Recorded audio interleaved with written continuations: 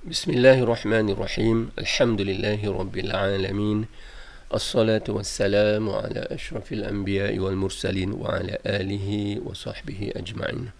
Rabbi shrah li sadri wa yassir li amri wahlul 'uqdatam min lisani yafqahu qawli. Assalamualaikum warahmatullahi taala wabarakatuh. Baik, bertemu kita di sesi ke-76. Jadi kita di sesi sebelum ni kita berhenti di nombor 3. Nombor 3, dan yang kita sempat untuk membincangkan wazan ataupun makna perkataan. Dan kali ini sebelum kita masuk ke ayat nombor 4, kita akan ulang sedikitlah ayat nombor 3 dari aspek baris akhir setiap perkataan tu. Jadi kita sekarang ni sedang buat latihan bagaimana nak baca teks yang tidak berbaris, yang mana kita perlu kepada dua ilmu, iaitu ilmu bagaimana perkataan dibentuk, iaitu ilmu saraf. Perbentukan perkataan itu berdasar pada wazan. Dan ilmu yang kedua, ilmu nahu. Apabila diletakkan di dalam ayat, baris akhirnya berubah mengikut fungsinya. Jadi fungsi-fungsi itu ada dalam diringkaskan dalam awal pelajaran ke-13 ni. Dia boleh rujuklah insya-Allah. Jadi fungsi-fungsi itu kita boleh bahagikanlah ayat ni. Tiap-tiap ungkapan atau perkataan tu berdasar pada fungsi-fungsinya. Setelah kita tahu makna setiap perkataan, dan kita boleh agaklah fungsi dia apa dia. Jadi sebagai contoh ataupun kita nak membincangkan ayat yang sebelum ni. Ayat ini bermaksud berdasar pada tiap-tiap perkataan ba'da al-wusul, selepas tiba. Jadi selepas tiba ni dia nampak gaya dia berfungsi kepada sesuatu yang menunjukkan pada masa bila berlaku ni, selepas tiba. Selepas tiba. Jadi tiba di mana? Jadi itulah fungsinya, tiba, dan ada ungkapan lain menunjukkan tempat di ataupun ke dan sebagainya di airport. Jadi selepas tiba berfungsi untuk menunjukkan masa, di airport menunjukkan tempat. Okey, kemudian seterusnya ada kata kerja ista'lam, iaitu meminta maklumat. Jadi meminta maklumat itu ialah kata kerja dan dia menceritakan sesuatu, meminta maklumat. Jadi mestilah ada orang ataupun sesuatu yang meminta maklumat. Jadi kena tengoklah dalam ayat tu, siapakah dia yang melakukan perbuatan ni, meminta maklumat ni. Kemudian seterusnya, perkataan ni ar-rukab, yang telah pun kita bincangkan, maknanya ialah penumpang-penumpang. Jadi nampaklah ada perkataan penumpang-penumpang. Jadi nampak gaya ni daripada strukturnya, ada kata kerja minta maklumat, jadi adalah penumpang di sini. Jadi agaknya sebelum kita habiskan melihat makna keseluruhannya, kita tahulah bahawa kemungkinanlah penumpang ini telah meminta maklumat. Okey. Kemudian perkataan seterusnya, inda syubbak al-isti'lamat. Jadi ini kita nampak ni, ungkapan ni menunjuk kepada satu perkara, iaitu terjemahan langsungnya di sisi inda, pada, syubbak ialah tingkap, al-isti'lamat ialah proses meminta maklumat. Itu makna literalnya. Kerana kata terbitan bermakna satu nama bagi proses perbuatan tu. Jadi kalau tulis ialah kata kerja, proses untuk menunjukkan makna kata kerja tulis tu ialah penulisan. Itu maksudnya kata terbitan dari aspek bahasa Arab lah. Jadi kadang-kadang suatu kata terbitan itu susah nak diterjemahkan dalam bahasa Melayu. Jadi kita kena lihatlah apa yang sesuai setelah kita tahu apa yang ditunjukkan oleh satu perkataan yang kategorinya ialah kata terbitan. Jadi di sini pada tingkap permintaan maklumat. Jadi terjemahlah apa yang sesuai dalam bahasa kita. Jadi kemungkinanlah yang sebagaimana ditunjukkan sebelum ni, kemungkinan yang paling sesuai ialah di counter pertanyaan. Tapi di sini ditulis pada tingkap permintaan maklumat. Jadi keseluruhannya boleh kita katakan terjemahannya ialah sebagai counter pertanyaan. Jadi counter pertanyaan itu menunjukkan tempat. Jadi kita dapati sekarang ni ada yang menunjukkan tempat, dan pada dasar ni yang menunjukkan tempat ataupun menunjukkan masa, baris akhirnya ialah baris atas. Jadi kalau dalam kurungan ni, ini akan baris atas kerana dia menunjukkan masa berlaku selepas tiba. Ini menunjukkan tempat di airport. Jadi ini menunjukkan tempat. Tiba di mana? Tiba di airport. Jadi ini pada dasarnya dalam kurungan ni ialah baris akhirnya baris atas. Kemudian ista'lam, iaitu kata kerja meminta maklumat. Jadi dia mestilah menceritakan tentang sesuatu. Kata kerja berfungsi dalam ayat menceritakan tentang sesuatu. Kalau makan mesti dia menceritakan tentang sesuatu. Sama ada pelajar itu, ahli ke apa sajalah dalam ayat yang diceritakan dengan kata kerja. Jadi dia menceritakan sesuatu lah ni. Dan baris akhirnya sepatutnya ataupun pada dasarnya ialah baris depan dalam kurungan ni. Dan ar-rukab ni ialah penumpang-penumpang. Jadi nampak gaya cerita pasal penumpang-penumpang. Jadi penumpang-penumpang itu apa dia? Telah meminta maklumat. Itulah dia rukun ayat. Kerana dalam ayat mesti ada cerita tentang apa ceritanya. Dan dari segi istilah dia akan beri istilah-istilah seperti mubtada, khabar ataupun subjek, predikat ataupun fa'il, iaitu pelaku bagi kata kerja. Tapi tak lari daripada mesti ada sesuatu yang kita nak ceritakan pasalnya, dan mesti ada sesuatu yang menceritakan tentang perkara itu. Itu ialah rukun ayat, dan pada dasarnya baris akhirnya baris depan. Tapi di sini kita dapati kata kerja dia ada kaedah tersendiri. Dan dia tidak terus dibariskan depan, tapi mengikut kaedah-kaedahnya kerana kata kerja mengandungi makna yang banyak dalam dia. Di antara maknanya dia dalam perkataan ini sendiri, kata kerja ini sudah menunjukkan siapa yang melakukannya, lelaki atau perempuan. Telah menunjukkan adakah dia telah berlaku ataupun belum berlaku lagi ataupun sedang berlaku. Jadi dalam makna satu kata kerja dalam bahasa Arab tu, dia telah mengandungi banyak maklumat. Dan dia juga menunjukkan sama ada bilangan orang yang melakukan perbuatan ni, seorang ataupun ramai dan sebagainya lah.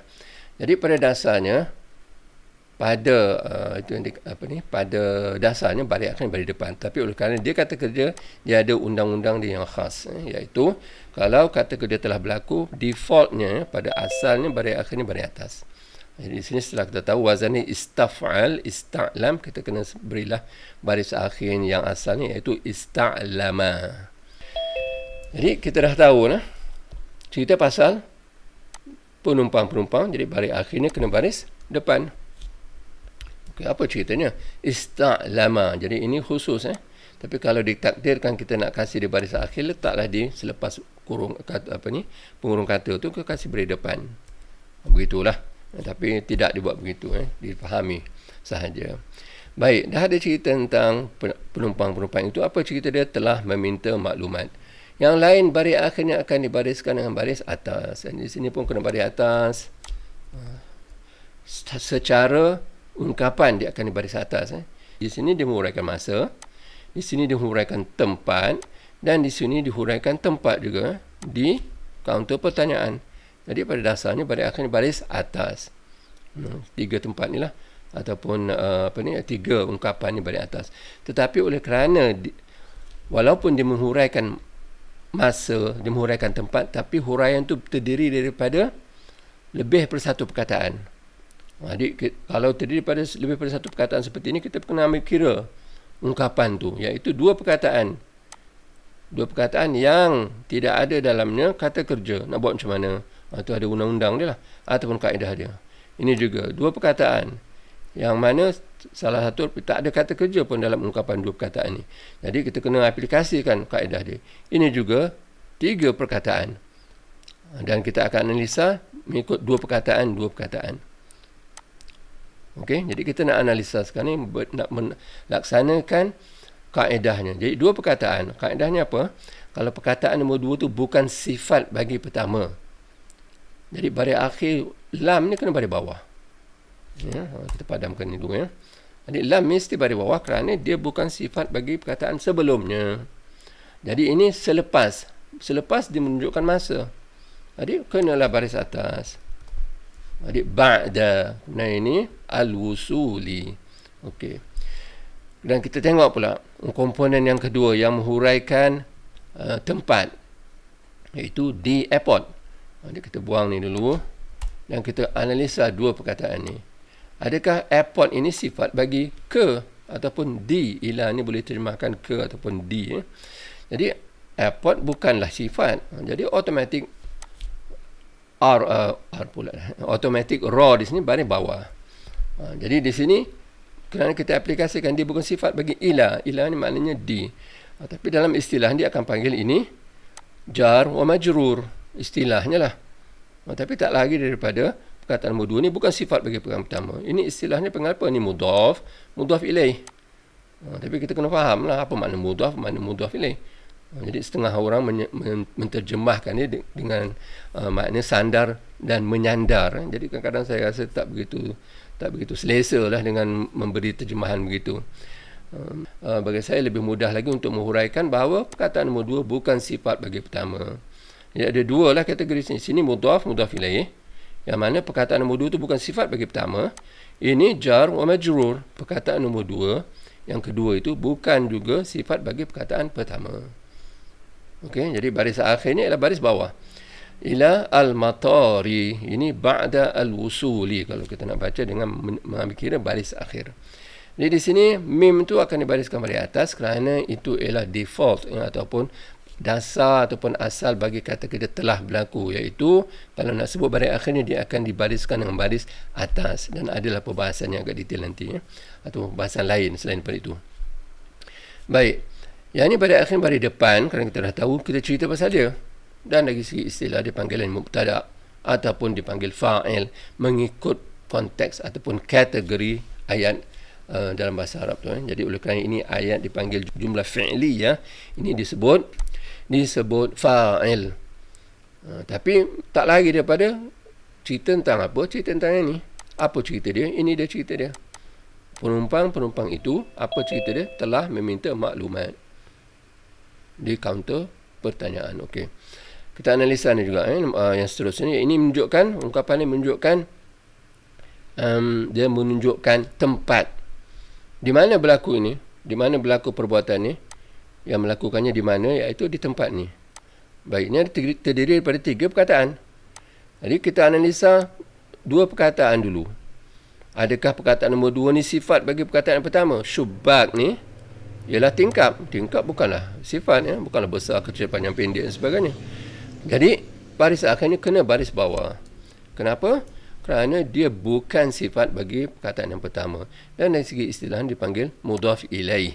Ini mudhaf, ini mudhaf ilaih. Jadi ini istilah-istilah yang kalau kita dah faham tak perlu kita nak hafal. Tapi kalau kita hafal lebih baiklah untuk tata bahasa lanjutan nanti insya-Allah. Baik, ada perkataan lain selepasnya. Adakah kita nak bariskan baris akhir perkataan yang ketiga ni daripada ungkapan 3 perkataan ni? Ataupun kita boleh kata ini perkataan kedua daripada analisa kita 2 perkataan yang bukan kata kerja, yang tidak terdapat dalamnya kata kerja. Baik, adakah proses meminta ilmu itu adalah sifat? Dia bukan sifat. Dia bukan seperti panjang, pendek, besar, kecil dan sebagainya. Jadi oleh kerana dia bukan sifat bagi tingkap. Jadi kalau tingkap terlepasnya ada perkataan seperti tingkap besar, tingkap kecil, tingkap tinggi dan sebagainya, itu bolehlah kita kata sifat. Tapi ini proses meminta maklumat itu bukanlah sifat bagi tingkap. Jadi automatik baris akhirnya kena baris bawah. Itulah perbahasannya. Jadi dari segi nak membaca satu teks yang tidak berbaris, maklumat-maklumat ini perlu mantap dalam pemikiran kita, kaedah-kaedah ni. Kalau tidak kita akan baca dan kita tak yakin apa kita baca tu. Jadi ini perlu pada latihan lah. Jadi saya nak tekankan sini bahawa perlu kita kena faham di sini kita, yang pertama ni kita kena tahu cerita tentang apa. Dah tahu apa cerita tentang apa, dan apa cerita dia. Okey, cerita tentang penumpang-penumpang itu. Okey, apa ceritanya? Telah meminta ilmu. Okey, yang lain buat apa? Dia huraikan tempat, huraikan masa, huraikan sebab, huraikan keadaan dan seterusnya lah. Jadi di sini kita dapati dia menguraikan masa. Dan di sini kita aplikasikan juga. Dia menguraikan masa bukan satu perkataan tapi 2 perkataan. Jadi kena lihat perkataan nombor 2 adakah dia sifat yang pertama. Jadi kalau dia sifat dia akan ikut. Kalau dia bukan sifat, automatik baris akhirnya pada bawah.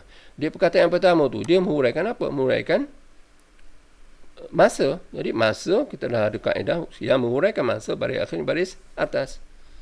Jadi ba'da kita sebut ya. Jadi ba'da al-wusul. Jadi di sini kaedah lah dua perkataan kita aplikasikan kaedah tu. Adakah dia sifat bagi yang pertama ataupun tidak. Di sini ila di sini di istilahnya ialah perkataan yang kita hafal je. Jadi tak perlu kita nak bincang baris akhir ni baris apa. Jadi ila maknanya di ataupun ke. Okey, dan perkataan selepas ila tu dia bukan sifat bagi ila. Baris akhirnya baris bawah. Ini istilah je yang bezalah sebagaimana yang disebut tadi iaitu jar wa majrur di sini mudhaf ilaih. Dan seterusnya inda asyubbak al-isti'lamat kita pun aplikasikanlah. Inda asyubbak dulu kena ada dalam pemikiran kita bahawa syubbak itu bukanlah sifat bagi inda. Dan bila dia bukan sifat bagi inda baris akhirnya kena baris bawah. Jadi inda ni kenapa baris atas?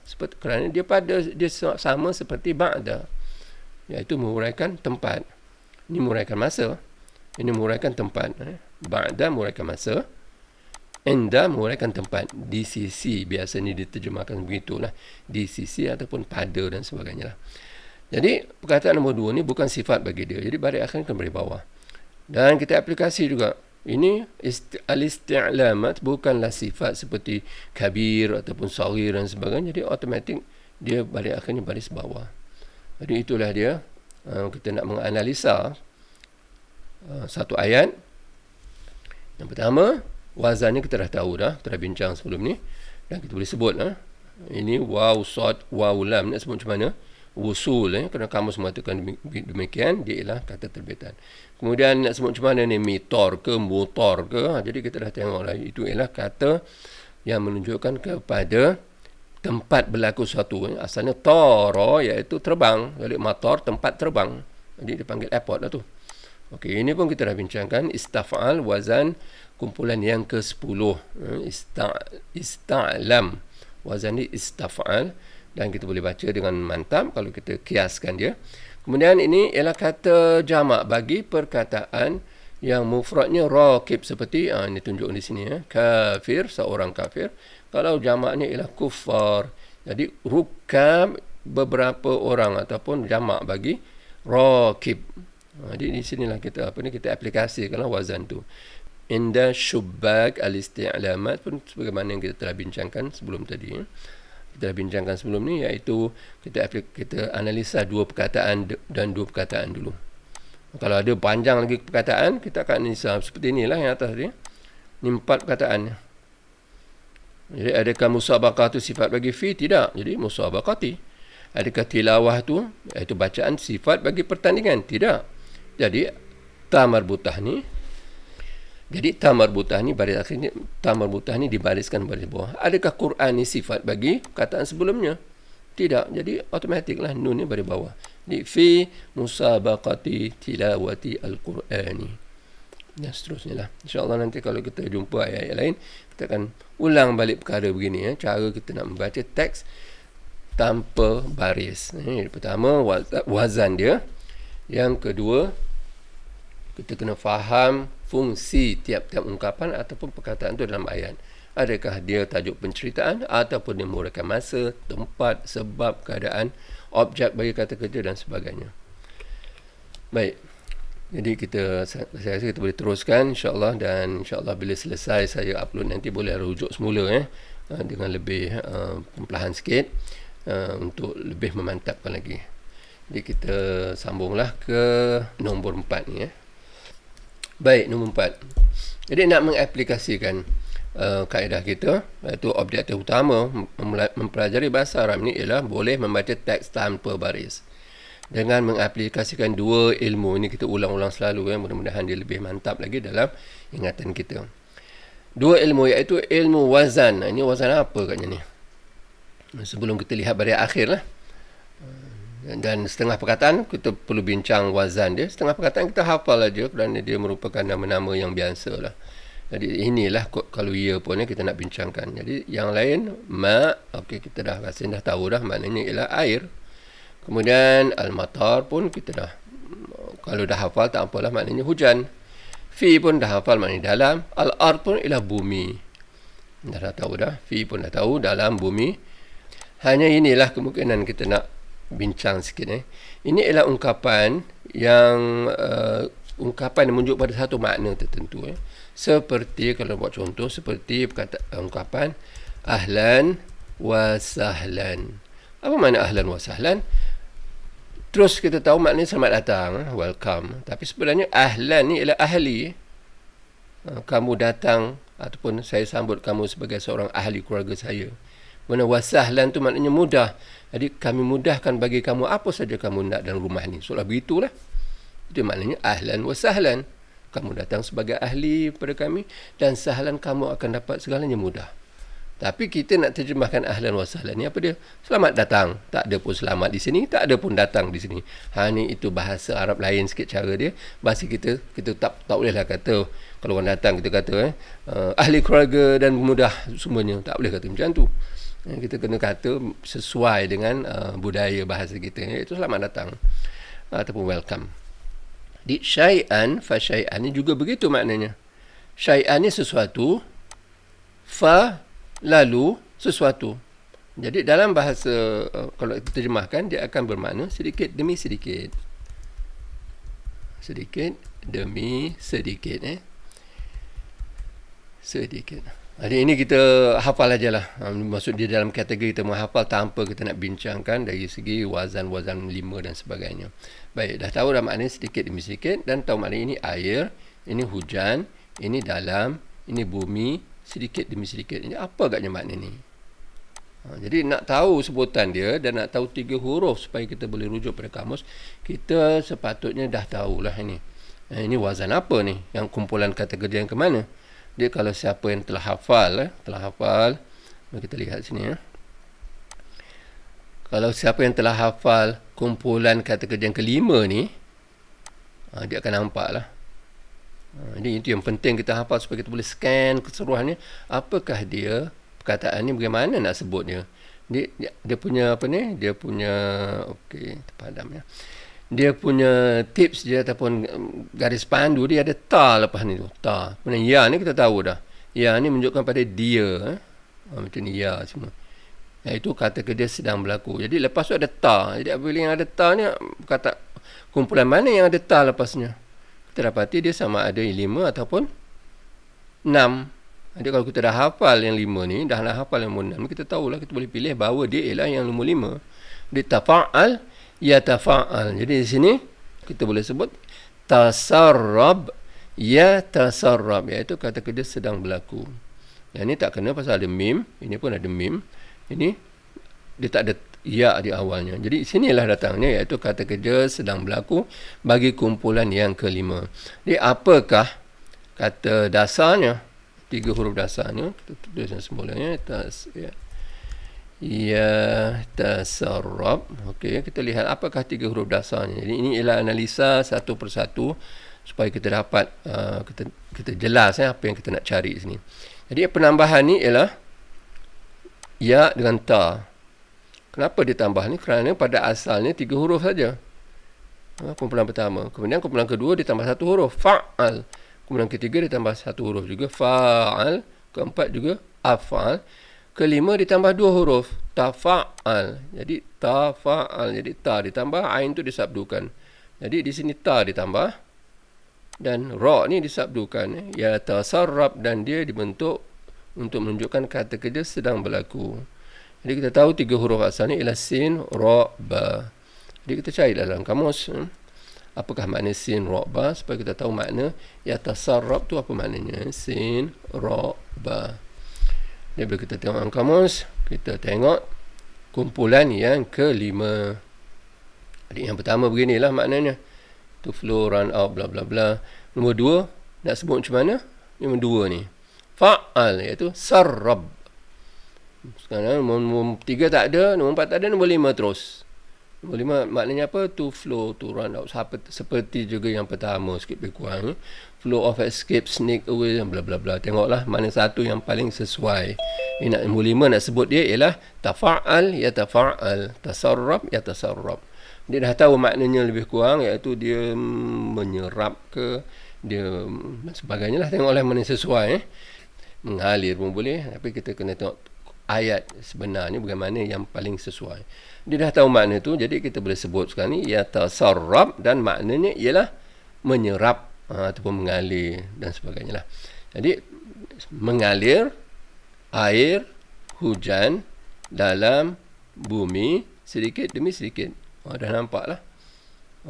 Maksudnya air hujan, bahasa Melayu kita ubahlah, kerana bahasa Melayu tidak dimulakan dengan kata kerja, kecuali paling jarang-jarang ada, walaupun ada satu dua ayat, tapi biasanya dikata bahasa Melayu tak dimulakan dengan kata kerja lah. Jadi di sini kita dah nampak makna keseluruhan. Kita boleh kata air hujan menyerap dalam bumi sedikit demi sedikit. Nak kata mengalir pun boleh, tapi yang paling sesuai nak kata menyerap lah. Menyerap dalam bumi sedikit demi sedikit.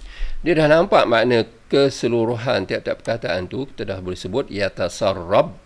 Nak sebut ba' ni, yatasarrabu, yatasarraba, yatasarrabi, mana satu? Okey, itu perbincangan seterusnya lah. Ma'u, ma'a, ma'i. Ni al-mataru, al-matara, al-matari. Fi, tak payah dipikirkan baris akhirnya kerana dia begitu saja. Dan al-ardu, al-arda, al-ardi. Kemudian syai'an ada sebut dah dibariskan kerana dia seperti ungkapan ahlan wa sahlan. Baris akhirnya baris atas, jadi syai'an fa syai'an. Maknanya sedikit demi sedikit. Baik, jadi sekarang tinggallah kemahiran seterusnya, iaitu membaris akhir perkataan yang ada dalam ayat ni. Jadi dari segi makna kita dah nampaklah air hujan menyerap dalam bumi sedikit demi sedikit. Jadi di sini kalau kita nak baris akhir kan, iaitu default, pada asalnya kata dia sedang berlaku. Kalau kita lihat dia punya carta sini, sedang berlaku pada asalnya. Kalau kita nak sebut baris akhirnya, dia akan dibariskan dengan baris depan, bersalahan dengan kata dia telah berlaku. Jadi telah berlaku pada asalnya, baris akhirnya baris atas. Fa'al, kita akan sebut fa'ala, fa'al, fa'ala, fa'al, fa'ala, dan seterusnya. Tapi kalau kita nak sebut ringkas, kita matikan saja fa'al, fa'al, fa'al. Boleh begitu. Dan kata kita sedang berlaku, lam di sini sudah dibariskan pada depan pada asalnya kalau disebut dengan sempurna, iaitu yaf'alu, yufa'ilu, yufa'ilu. Tetapi sebutan ringkasnya yang digunakan dalam pertuturan ataupun pembacaan santai yang cepat, dia tidak akan sebut baris akhir, kecuali kadang-kadang tersebut jugalah, tapi kebiasaan tidak. Jadi dia akan sebut yaf'al saja kalau nak sebut yaf'alu, ataupun yufa'il kalau nak sebut baris akhir, yufa'ilu, dan seterusnya sampai kumpulan yang ke-10. Begitu sifatnya. Baik, jadi di sini kita boleh sebutlah, dah tahu dah defaultnya ialah baris depan, jadi yatasarrabu. Kemudian ini ialah kata kerja. Jadi dalam ayat ini kita carilah cerita pasal apa? Apa cerita dia? Cerita pasal air hujan menyerap. Okey, cerita pasal air hujan. Jadi di sini cerita pasal air ni sebenarnya, kerana hujan tu dia betul lah semua air hujan. Tapi perbahasannya ialah perkataan demi perkataan. Jadi yatasarrabu ni menceritakan tentang sesuatu. Okey. Ma'u al-matar, iaitu cerita dia, iaitu rukun ayat dia, cerita tentang dia. Ceritanya ialah yatasarrabu. Kemudian fi, dalam bumi. Okey, ini menunjukkan tempat dan keadaan dia bagaimana.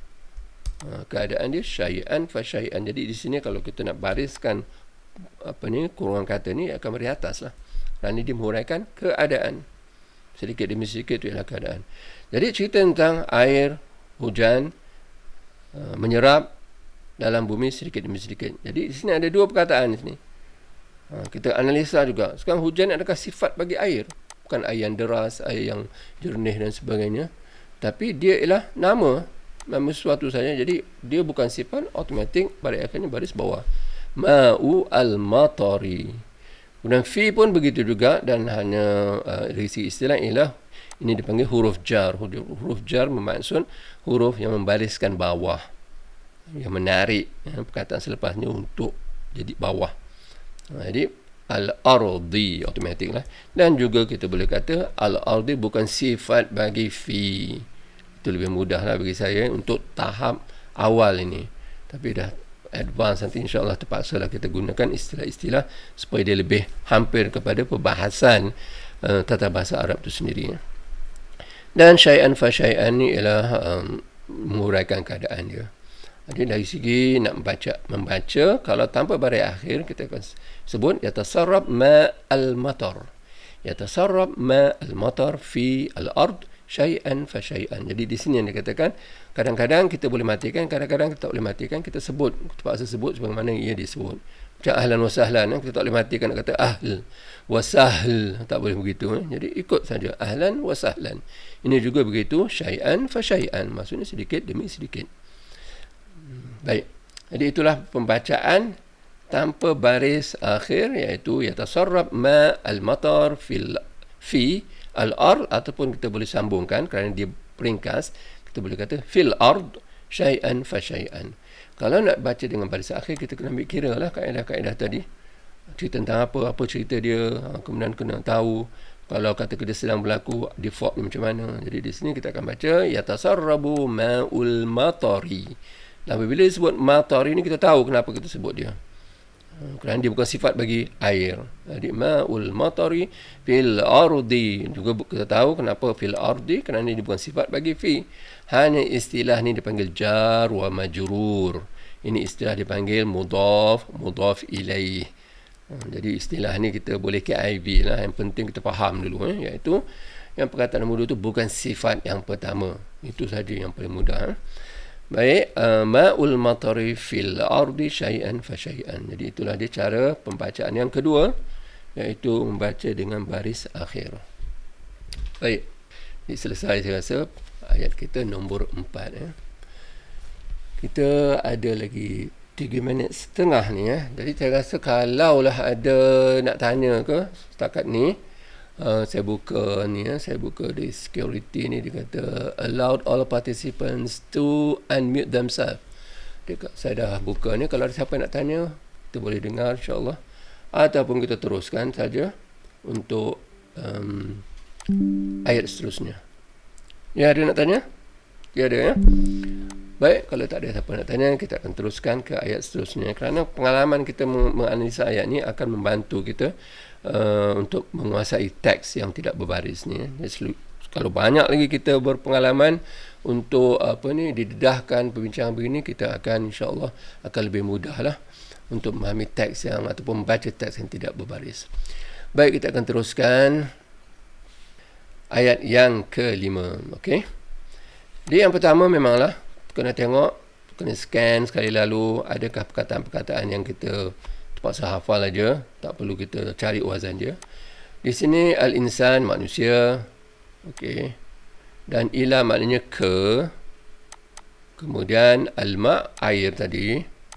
Kemudian tahta iaitu bawah. Al-ard bumi. B ini huruf pembaris bawah. Dengan maknanya dengan lah. Jadi B ni tak perlulah kita menganalisa wazan dia. Kemudian hafr, ini kemungkinan kita nak carilah apa maknanya. Kemudian al-abar, ini ialah nama bagi sesuatu. Jadi dia tak ada wazan 5, tak perlu kita bincang wazan 5. Maknanya ialah telaga. Hanya dia dalam konteks ni dia ialah kata jamak, dan kita perlu tahulah dia punya kata kata mufradnya. Jadi inilah yang kita nak tahu, yas, nak sebut macam mana ni. Jadi bolehlah saya beri makna yasin, maknanya ia sampai.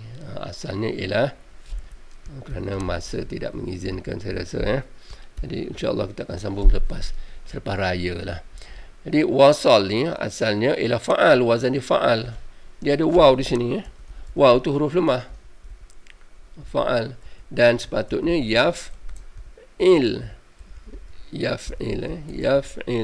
Tetapi dia sepatutnya sebut yausil. Tetapi oleh kerana dia ada huruf lemah di sini, dia akan jadi yasil sahaja. Itulah buat peringkat permulaan ni saya akan huraikan begitulah. Dia sampai manusia ke air bawah bumi dengan ini gali maknanya. Dengan gali telaga. Itu makna literalnya. Baik, masa tidak mengizinkan ini, jadi saya rasa insya-Allah kita akan sambung, kita akan ulang balik nombor 5 ni pada sesi akan datang insya-Allah. Jadi sekian saja. Subhanakallahumma bihamdika asyhadu an la ilaha illa anta astaghfiruka wa atubu ilaik. Assalamualaikum warahmatullahi taala wabarakatuh.